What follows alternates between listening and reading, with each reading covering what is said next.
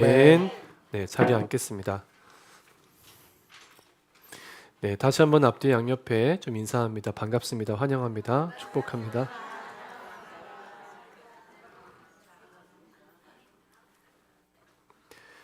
네, 미국에 있는 기독교 연구센터 중에 CSGC, Center for the Study of Global Christianity, 한글로 번역하면 글로벌 기독교 연구센터라는 곳이 있습니다. 미국의 대표적인 복음주의 신학교죠. 골든 코넬 신학교 산하에 있는 공신력 있는 기관인데요. 주로 세계 기독교의 인구 변화 또는 최근의 선교 동향, 또 기독교 박해 상황 이런 기독교 관련 주제들을 학문적으로 또 통계학적으로 연구하는 그런 연구 단체입니다. 이 글로벌 기독교 연구센터 소장이 토드 존슨이란 분인데요. 세계 기독교의 흐름을 분석하는 분야에서 손꼽히는 석학입니다. 근데 이분이 이런 말을 했어요. 지난 2000년 이후, 밀레니엄 이후에 기독교 순교자 숫자는 급증하고 있다. 우리는 보통 순교 시대는 좀 지나지 않았나 생각하고 순교자의 숫자가 최근에 별로 없지 않나 생각하는데요. 이 통계학적으로 또 학문적으로 연구한 바에 따르면 2000년 이후 기독교 순교자는 급증했다는 겁니다. 실제로 통계적으로 2000년 이후에 한 해에 약 10만 명 정도가 기독교 신앙 때문에 순교를 하고 있습니다. 가장 최근 10년의 경우만 보아도 90만 명 정도가 순교했다고 알려져 있습니다. 이게 얼마나 충격적인 숫자냐면 최근 20여 년간 기독교 순교자가 단 하루에만 246명이 된다는 이야기입니다. 지금도 1분마다 1.7명의 순교자가 있다는 얘기입니다. 북한이 대표적인 곳이죠. 북한엔 약 40만의 지하교회 교인들이 비밀리에 신앙을 지켜가고 있다고 알려져 있죠. 땅을 파서 성경을 묻고 그걸 다시 파서 읽고 또 묻고 이것을 계속 반복하고 있다고 하죠. 그 중에서 수용소에 갇혀 있는 분들이 무려 7만입니다. 여러분 생각해 보세요. 40만 중에 7만이 갇혀 있는 것이죠. 같은 민족 아닙니까? 같은 한민족인데요. 단지 사는 곳이 다르다는 이유로, 통치자가 다르다는 이유로 성경만 가지고 있다가 들켜도 끌려가서 수감되고 하루아침에 일가족이 할머니부터 손자 손녀까지 한꺼번에 처형을 당하는 말할 수 없는 고통을 당하고 있습니다. 여러분, 사실 저와 여러분은 신앙을 지키기 위해 목숨을 걸어야 하는 환경에 있지는 않습니다.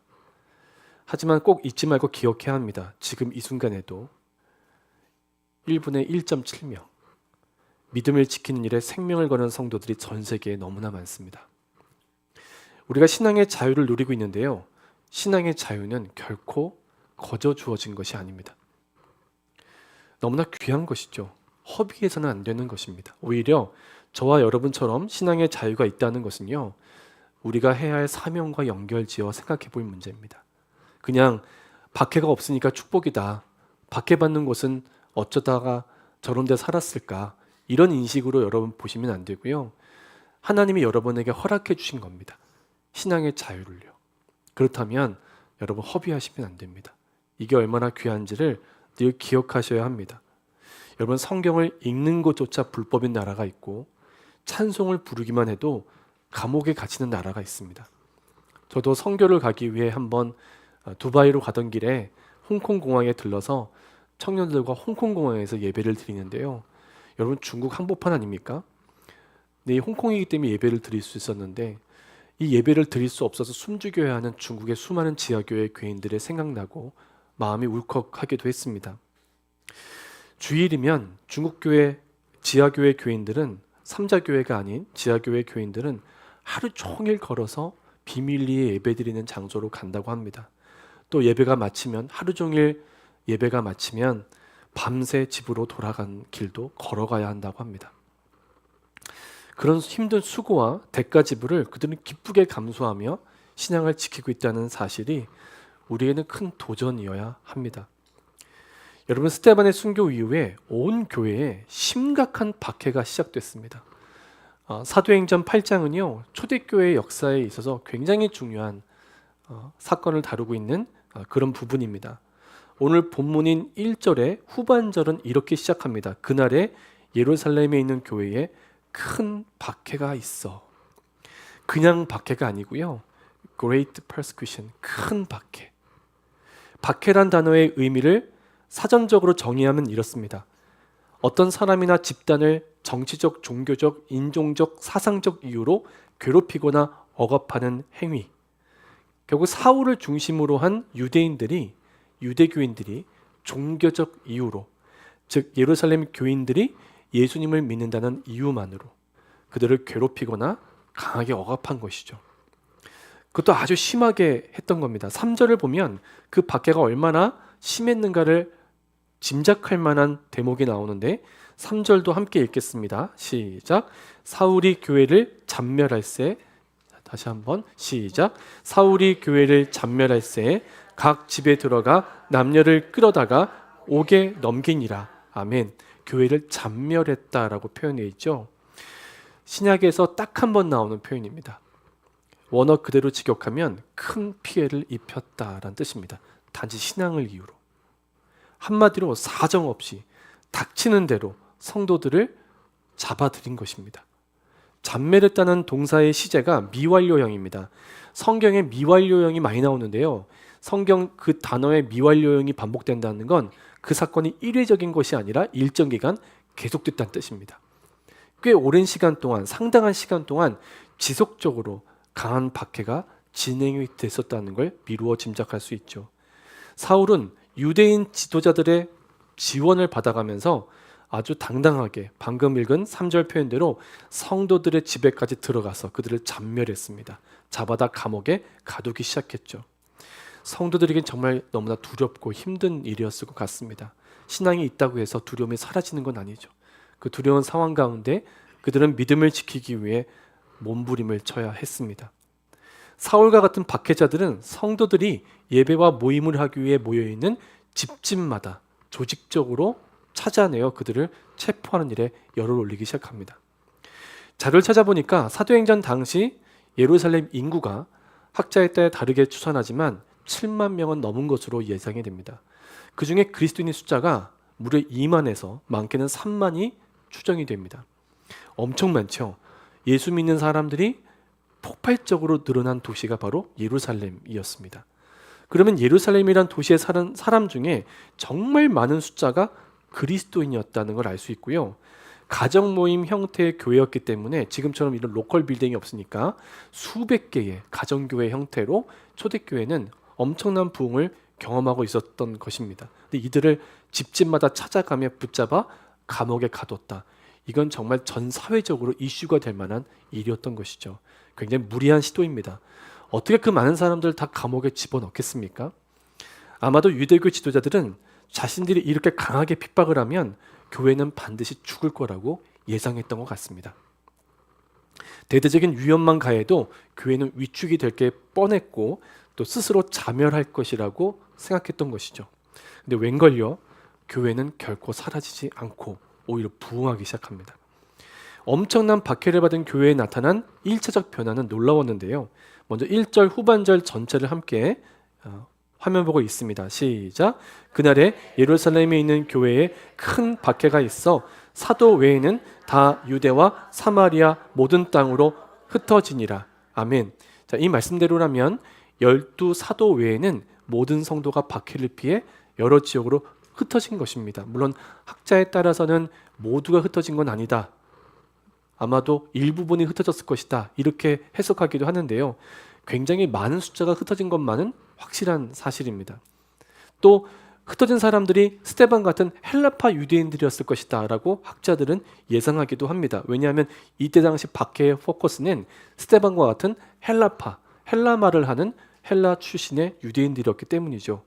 하지만 생각해 보세요. 유대교인들은 헬라파와 히브리파를 가리지 않았을 가능성이 큽니다. 예수 믿는 것 자체가 싫었으니까요. 예수 믿는 사람만 보면 증오감이 들었으니까요.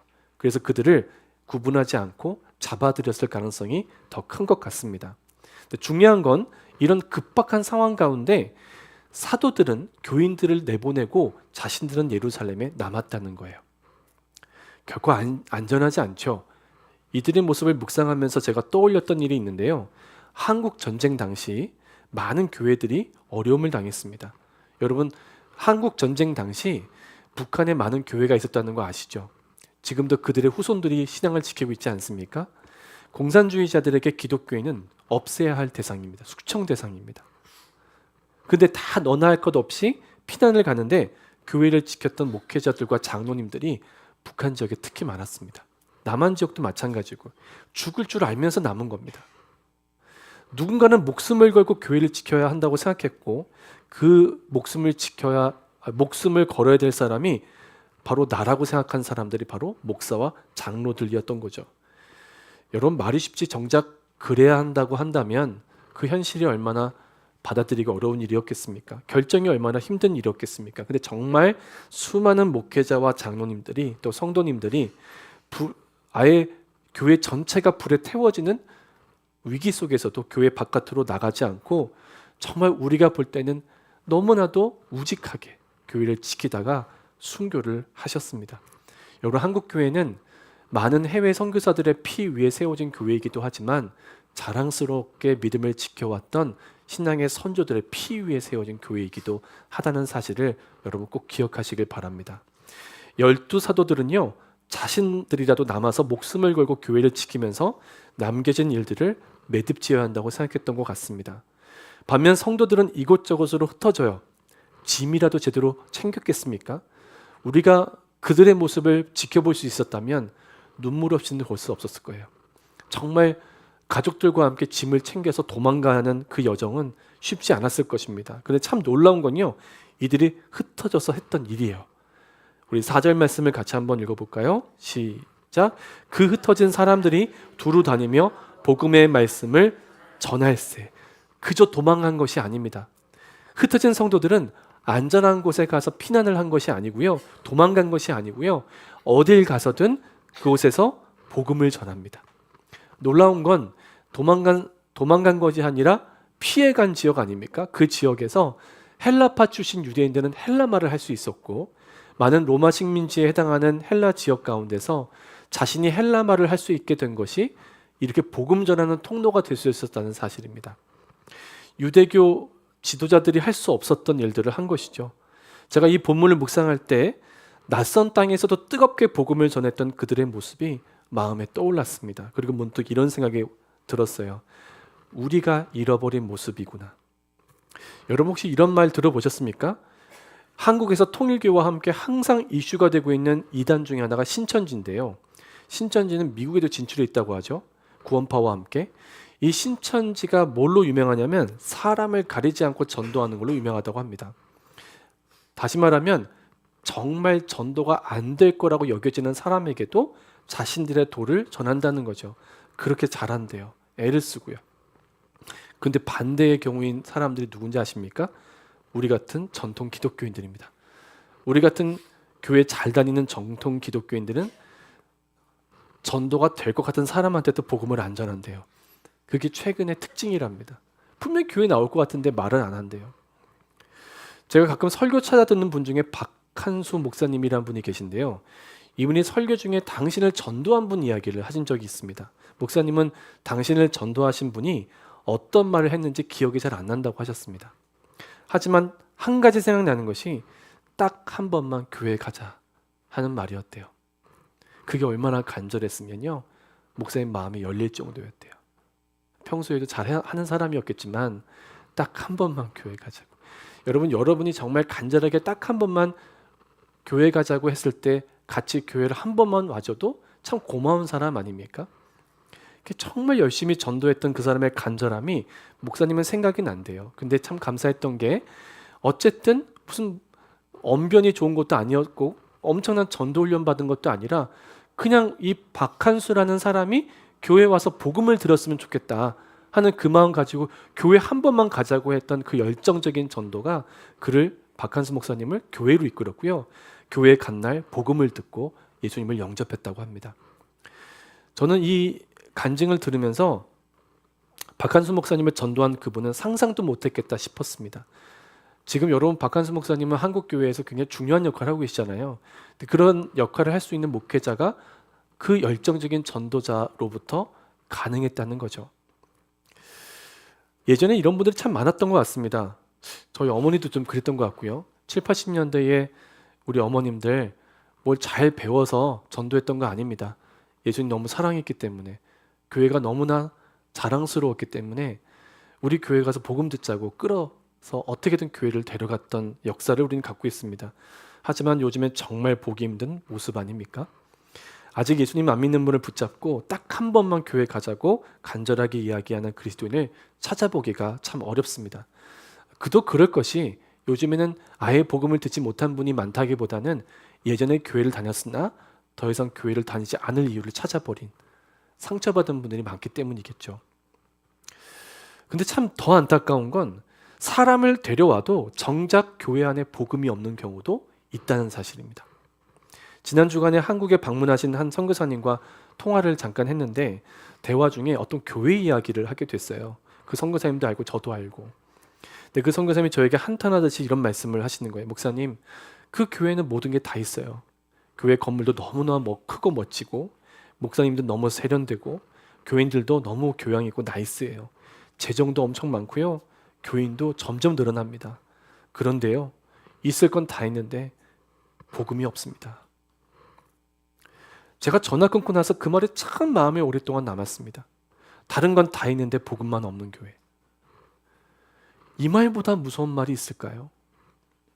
다른 건 없어도 꼭 복음만은 있어야 되는 게 교회 아닙니까? 시대가 어지럽고 어려울수록 다른 건 다 포기해도 복음은 포기하지 말아야 되는 곳이 교회 아니냐고요.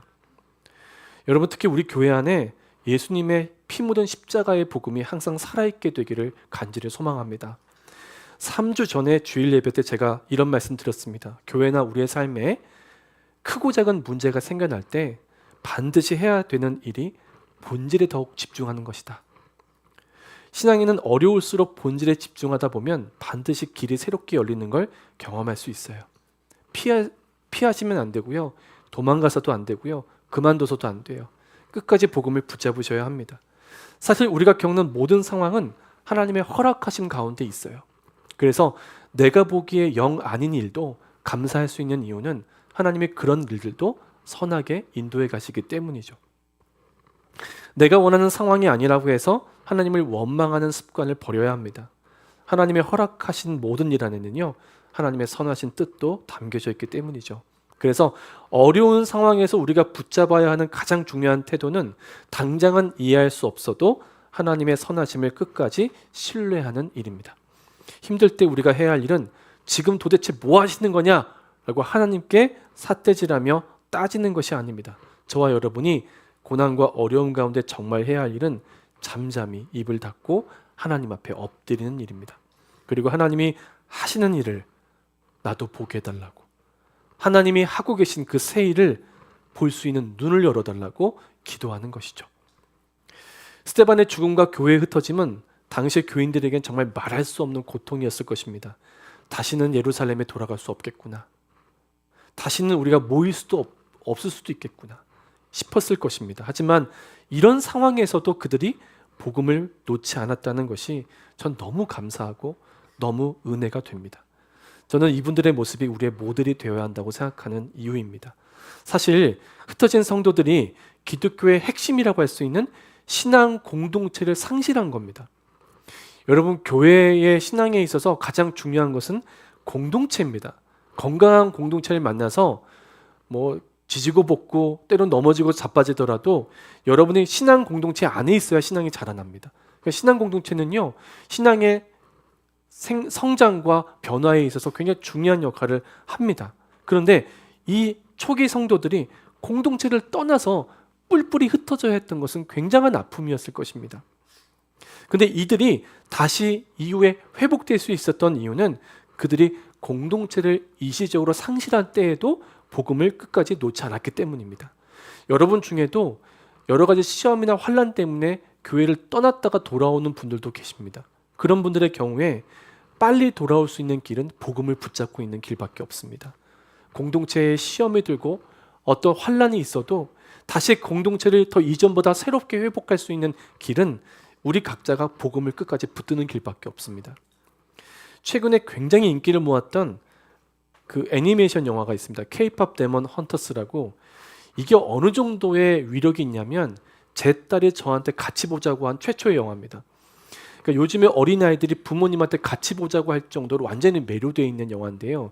그 K-팝이나 K-컬처, K-푸드 모든 게 다 집합된 굉장한 문화적 생산력을 발휘했던 그런 컨텐츠인데요. 넷플릭스에서 시청자들이 역대 가장 많이 시청한 영화 1위에 올랐습니다. 그 골든이란 곡 들어보셨나요? 이건 지금 가장 핫한 빌보드 차트 1위에 올라 있는 그런 곡입니다. 며칠 전에 기독교 세계관 전문가인 유경상 씨라는 분의 이 평론을 제가 쭉 읽게 됐는데요. K-팝 데몬 헌터스, 이게 왜 기독교인들에게 좀 부정적으로 여겨졌냐면 약간 무당적인 이야기고 또 귀신이나 악마나 이런 세력들이 굉장히 매력적으로 그려지기 때문입니다.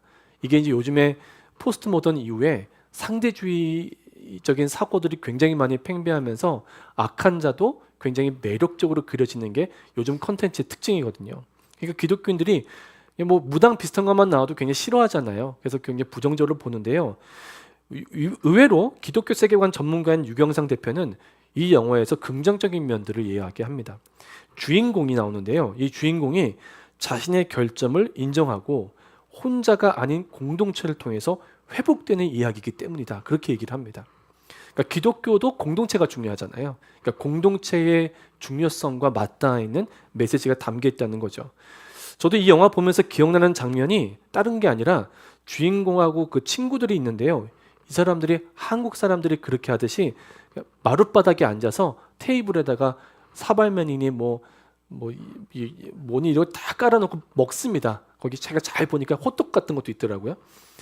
늘 먹고 싶은. 근데 그런 것들이 막 가득 쌓아놓고 막 같이 웃으면서 먹고 있는 장면입니다. 굉장히 한국적이죠. 그 자체가. 저도 늘 그리운 것이 한국에 있는 가족들이나 가까운 친구들 만나서 한식탁에 둘러앉아서 먹는 그 시간이거든요. 하지만 K-팝 데몬 헌터스, 이 전 세계를 흔들고 있는 한국을 어떻게 보면 자랑스럽게 여기게 만드는 이 컨텐츠에는 복음이 없습니다. 공동체는 있는데 복음이 없습니다. 어쩌면 이게 교회의 모습일 수 있습니다. 분명히 공동체인데 복음은 없을 수 있는 거죠. 아무리 좋은 공동체가 있어도 여러분이 마음을 두고 살아갈 만한 선대가 있고 환대가 있고 따뜻함이 있지만 만약 그 안에 복음이 없다면 여러분 거기엔 생명이 없습니다. 여러분에게 잠시 위로는 줄 줄 몰라도 참된 공동체는 반드시 복음과 함께여야 합니다. 오늘 본문에 나오는 성도들은 잠시 공동체를 잃어버리는 아픔을 겪었지만 복음만을 놓지 않았죠. 이것은 결국 더 강하고 진실된 신앙 공동체로 이어지는 기회가 됩니다. 여러분 중에 오랫동안 신앙생활 하셨던 분들은 공동체에 대한 아픔을 갖고 있는 분들이 있습니다. 저도 목회하면서 목회 한 40년 하신 목회자님들을 만나면 상처들이 있으신 걸 제가 보게 됩니다. 신앙 공동체에서 상처받는 일들은 피할 수 없는 것이기도 한 것 같습니다. 시험에 드는 경우도 있고요. 하지만 여러분 꼭 기억하시면 좋겠는데요. 저와 여러분이 신앙 공동체에서 겪는 아픔들조차 하나님 안에선 절대 헛되지 않습니다. 여러분이 복음을 붙잡고 있다면, 여러분이 인내하고 견뎌내는 그 시간들은요 결코 헛되지 않습니다. 여러분 꼭 이걸 붙잡으십시오. 지금 좀 힘드시더라도 그 시간 속에서도 하나님은 함께 계신 거예요. 여러분 생각해 보세요. 결국 제가 콜럼버스 감리교회 담임 목사가 되고 여러분이 콜럼버스 감리교회라는 신앙 공동체까지 온 것은 하나님의 인도하심입니다. 아멘이십니까? 이것이 얼마나 감사한 일인지 모릅니다. 우리 콜럼버스 감리교회 공동체가 함께 끝까지 복음을 붙잡는 한 사람 한 사람이길 바랍니다. 그래서 이전에 경험했던 어떤 좋았던 신앙 공동체보다 훨씬 더 건강하고 강한 신앙 공동체를 우리 교회 가운데 함께 세우는 축복을 누렸으면 좋겠습니다. 성도들과 함께 흩어졌던 이들 중에는 빌립이라는 인물도 있었습니다. 스데반과 함께 7 일꾼이었던 분이죠. 이 빌립은 놀랍게도 사마리아로 갑니다. 여러분 사마리아는 유대인들한테 설문조사하면 절대 가고 싶지 않은 지역 1위였던 곳입니다. 여러분도 가고 싶지 않은 곳 있죠? 네, 진짜 거긴 가고 싶지 않다. 심지어 그 사람 집에는 가지 않겠다. 이런 우리 나름대로의 굉장히 제한적인 지역들이 있는데요. 빌립이 거길 갑니다. 박해가 아니면 갔겠습니까? 박해가 일어나면서 다들 어찌 보면 좀 익숙한 한인 커뮤니티 같은 유대인 커뮤니티를 찾아갔을 텐데 빌립은 사마리아라고 하는 혼혈인들이 살아가는 곳으로 찾아갑니다. 천대받고 멸시받는 지역이었습니다. 박해 때문에 오히려 빌립은 스스로는 가지 않았던 그곳으로 하나님께 등 떠밀려 가게 됩니다. 여러분, 하나님께 등 떠밀려 가시더라도 주님이 가라 하시는 곳으로 가시는 은혜가 있으시길 바랍니다. 때로 여러분, 정말 누구라도 하고 싶지 않은 일이 교회에 있을 때 그걸 감당하는 것이 주님의 인도하심이고, 누구도 보지 않을 사람에게 가서 복음을 전하는 것도 하나님의 등 떠미심임을 꼭 잊지 마시길 바랍니다. 자, 5절부터 8절까지 함께 읽겠습니다. 시작. 빌립이 사마리아 성에 내려가 그리스도를 백성에게 전파하니 무리가 빌립의 말도 듣고 행하는 표적도 보고 한 마음으로 그가 하는 말을 따르더라. 많은 사람에게 붙었던 더러운 귀신들이 크게 소리를 지르며 나가고 또 많은 중풍병자와 못 걷는 사람이 나으니 그 성에 큰 기쁨이 있더라. 아멘. 빌립이 예수님을 전합니다. 여러분, 사마리아 땅은 어떤 땅이죠? 예수님이 왔는데도 거부한 땅입니다. 그 정도로 폐역한 땅입니다. 여러분, 지금도 그런 지역이 있겠죠. 예수님이 왔는데도 아, 예수님 아니야 하고 딱 거부하는 지역이 있지 않겠습니까? 그런 사람들이 있을 거예요. 근데 빌립이 예수님을 전했더니 사마리아 성의 사람들이 믿음으로 반응합니다. 때가 된 거죠. 하나님이 다 예비해 놓으신 것 아닙니까? 말씀과 성령의 역사에 마음을 열고 반응을 하기 시작해요. 그러자 사마리아 사람들에게 붙어있던 귀신이 떠나갑니다. 할렐루야. 자기에게 귀신 붙어있는지도 몰랐어요. 근데 귀신이 떠나갑니다. 그리고 질병이 치유되고 장애가 고쳐지는 역사가 나타나게 됩니다.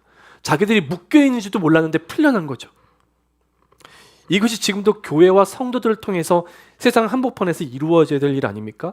성경이 이렇게 사마리아 땅에서 빌립을 통해 일어났던 말씀과 성령의 역사의 결과를 어떻게 표현하는지 보십시오. 그 성에 뭐가 있었다? 큰 기쁨이 있었다. 사마리아 성에 그냥 기쁨 아니고요, 큰 기쁨이 임했다. 참 저는 인상적인 표현이었습니다. 처음 여러분 읽었던 1절에서는 Great Persecution, 큰 박해였잖아요. 예루살렘에 큰 박해가 임하면서 다 흩어졌잖아요. 그런데 마지막 8절에서는 Great Joy, 큰 기쁨이 사마리아에 임했다. 이렇게 맞춰지고 있습니다. 이게 교회와 성도들의 길이라는 것이죠. 참 의미 있는 대조 아닙니까? 하나님 맞이 하실 수 있는 놀라운 역전과 반전이 성도들의 삶에 일어났던 것이죠. 미국 남침례교회 목사님으로서 많은 선한 영향력을 끼쳤던 에드리안 로저스라는 분이 있습니다. 목사님이신데 이분이 그리스도인의 참된 기쁨에 대해서 이런 글을 썼습니다. 한 대목입니다. 기쁨은 감정적인 황홀 상태가 아니다. 성경이 말하는 참된 기쁨은 내가 하나님의 것이라는 조용한 확신이다. 또한 기쁨과 행복은 동의어가 아니다. 행복은 일어나는 일에 달려있지만 기쁨의 기초는 우리의 삶 속에 계시는 예수 그리스도의 존재이다. 기쁨을 앗아갈 수 있는 것은 죄뿐이다. 여러분, 우리가 성도로서 추구해야 하는 기쁨은 주님 안에서 경험하는 기쁨이거든요. 그게 아니라 그냥 단순한 기쁜 감정만 따라가고자 한다면 여러분 엉뚱한 길로 갈 수 있습니다.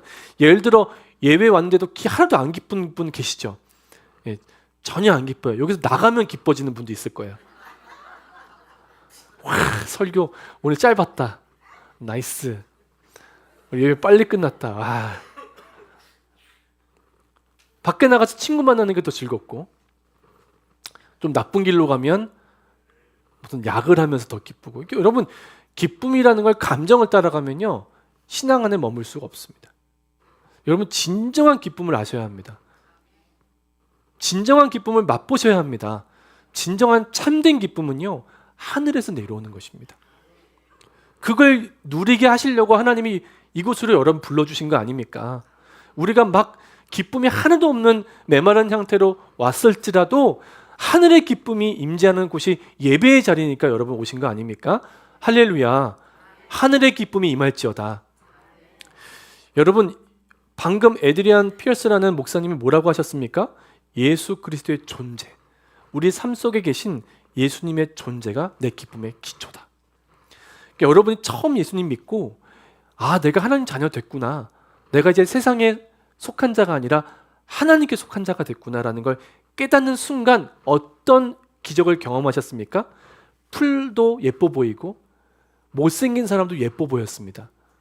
기쁨이 그 정도의 강력한 힘이 있습니다. 근데 여러분이 기쁨을 잃어버리면 어떤 일이 벌어집니까? 예쁜 사람 봐도 보기 싫습니다. 다 싫습니다. 무기력증이 찾아오고요. 그러니까 오늘 어찌 보면 저와 여러분에게 가장 실제되어야 할 말씀이 오늘 마지막 부분, 큰 기쁨이 임했다, 이 말씀인 것이죠. 사마리아 땅에 큰 기쁨이 임합니다. 결국 예수 믿고 영원한 하나님의 자녀가 됐다는 조용한 그러나 분명한 확신이 믿음으로부터 기쁨이 주어지는 은혜로 나타난 것이죠. 스데반의 순교하고 교회는 말할 수 없는 핍박이 임했습니다. 하지만 오히려 이 일로 인하여, 이 고난과 박해와 핍박으로 인하여 예루살렘에만 머물러 있었던, 와 여기 너무 좋다, 이 은혜로운 자리가 너무 좋다라고 하며 머물러 있었던 성도들이 흩어지게 되고, 그들이 흩어진 자리에서 복음을 전하자 유대 땅에만 있었던 그리스도인들이 온 땅으로 확대되는, 복음이 전해지는 하나님의 뜻이 성취되는 길이 열리게 된 것이죠. 여러분, 하나님은 고난을 지금도 축복으로 바꾸십니다. 한숨을 찬양으로 바꾸신 하나님을 찬양합니다. 오늘 본문을 묵상하면서 제 마음에 계속 흘렀던 찬양이 있는데요, 여러분 잘 아시는 찬송가 373장 고요한 바다로입니다. 제가 항상 이 찬양이 너무 사모가 돼서 부를 때가 많아요. 한번 1절과 2절을 다 함께 좀 불러볼까요? 시작. 고요한 바다로 저 천국 향할 때 주 내게 순풍 주시니 참 감사합니다.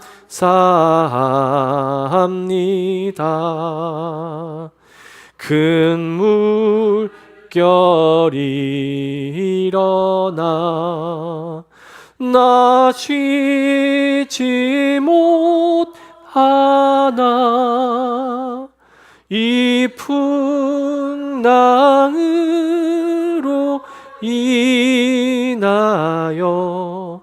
더 빨리 갑니다. 풍랑으로 인해 더 빨리 갑니다. 이건 경험해 봐야 할 수 있는 고백이에요. 여러분, 우리의 인생은 방향이 중요하잖아요. 우리가 지금 넘어져 있어도, 아파도, 힘들어도 가는 방향이 올바른 게 중요하잖아요. 여러분, 여러분의 길 끝에 누가 계세요? 우리 주님이 계세요. 아멘이시죠? 예, 자꾸만 우리가 가고 싶은 길로 가려고 해도 주님은 우리를 바른 길로 이끌어 가시잖아요. 우리는 마구잡이로 사는 인생이 아닙니다. 내가 가는 이 길 끝에 주님이 계심을 믿고 힘들고 어려워도 믿음의 길을 가죠. 근데 때론 순풍이 불어요. 너무 좋아요. 그래서 어느 때까지로 가냐면 기도 안 해도 일이 풀리는 거예요. 그게 제일 위험하거든요. 제가 기도 하나 안 하는데 막 교회가 부흥돼요. 그거 되게 무서운 거예요. 여러분도 그거 주의해야 되는 거예요. 순풍이 불 땐 뭐 해야 돼요? 우리는 감사해야 돼요. 이 순풍이 나로부터 비롯된 게 아니라 하나님이 주신 거니까. 순풍이 올 때 감사해야 돼요. 그런데 풍랑도 일잖아요. 순풍이 불 때 감사하는 건 사실 누구나 할 수 있어요. 근데 풍랑이 일 때 주님, 이 풍랑 때문에 더 빨리 가게 하시는 하나님을 제가 믿습니다. 이 고백을 하는 건 쉬운 일은 아니에요. 근데 저는 사실 이 고백 하나가 여러분과 제 마음속에서 회복됐으면 좋겠다, 이 마음이 좀 들었습니다. 이런 경험이 많으면 얼마나 좋을까요? 제가 볼 때 이건 지름길이 아니에요. 이거는 내가 죽는 길 같아. 근데 지나고 보니까 지름길이에요. 더 빨리 온 거예요. 교회에도 가정에도 우리 삶에도 풍랑이 찾아옵니다. 며칠 전 뉴스를 보니까 어떤 학교에 어린아들이 개학 미사 드리는데 총질을 한 사람이 있었잖아요. 여러분, 정말 끔찍한 일 아닙니까? 누가 그런 일이 있을 수 있다고 생각했겠습니까? 우리의 삶에는 안전한 곳이 없어요. 미사 드리는데 누가 그렇게 총불을 겨눌 줄 알았습니까? 어린 아이들이 죽고요. 여러분 잊지 마세요. 스데반과 함께 하셨던, 그리고 여기저기로 흩어져 있던 성도들과 함께 하셨던 주님은 여러분과 늘 함께 계세요. 여러분 중에도 지켜야 할 사명의 자리가 있다는 걸 아시면서도 그게 잘 지켜지지 않아서 고통스러운 분도 계실 수 있습니다. 하지만 저와 여러분은 끝까지 복음을 붙잡아야 하는 성도입니다. 풍랑으로 인해 더 빨리 가게 하시는 우리 하나님, 그 하나님의 은혜가 여러분의 삶 가운데 이번 주간 내내 함께 하시기를 주의 이름으로 축원합니다. 함께 우리 찬양 부를게요. 내게 허락하신 시련을 통해 이 찬양하고 함께 기도하도록 하겠습니다.